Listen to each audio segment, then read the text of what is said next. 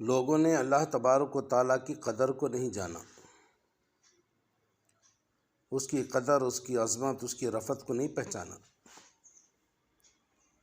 وما قدر اللہ حق قدر والارض جميعا قبضته یوم القیامت والسماوات مطویات بیمینہ سبحانہ وتعالی عما یشرکون۔ اور انہوں نے کما حق اللہ کی قدر نہیں کی۔ قیامت کے دن ساری زمین اس کی مٹھی میں ہوگی اور سارے آسمان اس کے دائیں ہاتھ میں لپٹے ہوں گے۔ اللہ تعالیٰ ان لوگوں کے شرک سے پاک اور بلند ہے۔ سورہ زمر آیت نمبر 66۔ اور اللہ کے رسول صلی اللہ علیہ وسلم کے پاس ایک یہودی عالم آیا، آ کر کہنے لگا، اے محمد صلی اللہ علیہ وسلم، ہم اپنی کتاب میں یہ بات لکھی ہوئی پاتے ہیں کہ اللہ تعالیٰ قیامت کے دن سارے آسمانوں کو ایک انگلی پر، تمام زمینوں کو ایک انگلی پر، تمام درختوں کو ایک انگلی پر، پانی کو ایک انگلی پر، کیچڑ کو ایک انگلی پر اور باقی تمام مخلوقات کو ایک انگلی پر رکھ کر فرمائے گا، میں ہی بادشاہ ہوں۔ تو اللہ کے رسول صلی اللہ علیہ وسلم اس کی بات سن کر بطور تصدیق ہنس پڑے، حتیٰ کہ اللہ کے رسول صلی اللہ علیہ وسلم کی داڑھیں نمایاں ہو گئیں۔ پھر اللہ کے نبی صلی اللہ علیہ وسلم نے یہ آیت تلاوت فرمائی، وما قدر اللہ حق قدرہ والارض جميعا قبضتہ یوم القیامہ۔ اور انہوں نے اللہ تعالیٰ کی کما حقہ قدر نہیں کی، حالانکہ قیامت کے دن ساری زمین اس کی مٹی میں ہوگی اور سارے آسمان اس کے دائیں ہاتھ میں لپٹے ہوں گے۔ صحیح بخاری، صحیح مسلم، ترمذی، نسائی وغیرہ میں حدیث ہے۔ اور ایک حدیث میں یہ الفاظ ہیں، اور اللہ تعالیٰ قیامت کو تمام پہاڑ اور درختوں کو ایک انگلی پر رکھے گا، پھر ان کو ہلا کر کہے گا، میں ہی بادشاہ ہوں، میں ہی اللہ ہوں۔ اور ایک روایت میں ہے، اللہ تعالیٰ تمام آسمانوں کو ایک انگلی پر اور پانی اور کیچڑ کو ایک انگلی پر اور باقی تمام مخلوقات کو ایک انگلی پر رکھے گا۔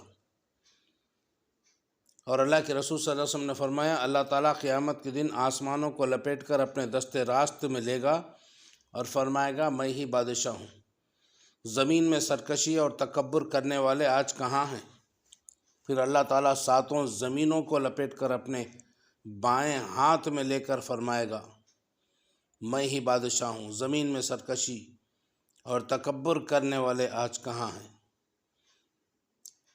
حضرت عبداللہ بن عباس رضی اللہ تعالیٰ عنہ نے کہا، ساتوں آسمان اور ساتوں زمینیں اللہ رحمان کے ہاتھ میں یوں ہوں گے جیسے تمہارے ہاتھ میں رائی کا دانہ ہوتا ہے۔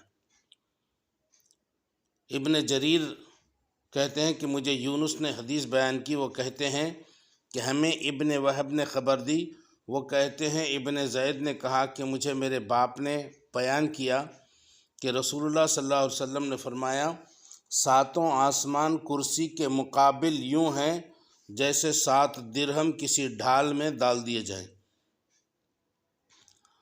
اور اللہ کے رسول صلی اللہ علیہ وسلم نے فرمایا، اللہ تعالیٰ کی کرسی عرش کے مقابلے میں یوں ہے جیسے لوہے کا ایک کڑا کسی وسیع عریض میدان میں پھینک دیا جائے۔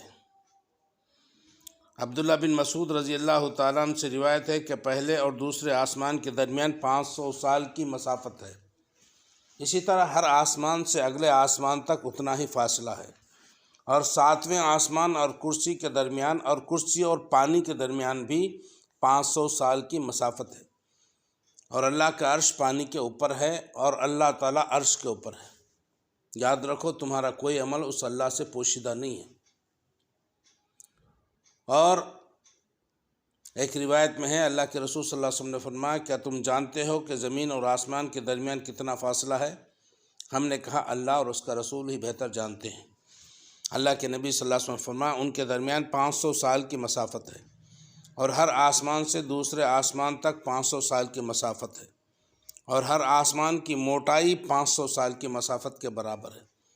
7ویں آسمان اور عرش الہی کے درمیان ایک سمندر ہے، اس کے نیچے اور اوپر والے حصوں کے درمیان بھی اتنا ہی فاصلہ ہے جتنا زمین اور آسمان کے درمیان ہے، اور اللہ تعالیٰ اس کے اوپر ہے۔